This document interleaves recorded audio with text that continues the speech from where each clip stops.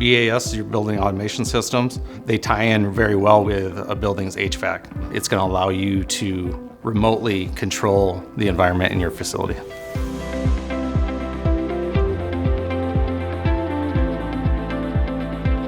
We can provide for HVAC all your preventative maintenance services for those throughout the year.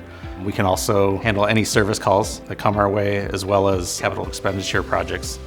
And with the inclusion of a BAS system integrated with your HVAC system, it's going to allow you to do things remotely. We are able to take your HVAC program, for example, and really hone in on what needs to be done and at what time.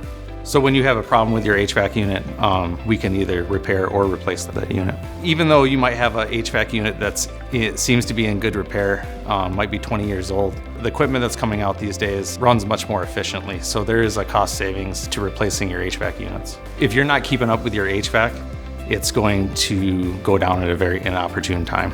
The BAS system that we use has an open architecture, and typically you wouldn't have to replace any of your existing HVAC. We can link up to all that and make it work. We want to be your go-to contractor for HVAC.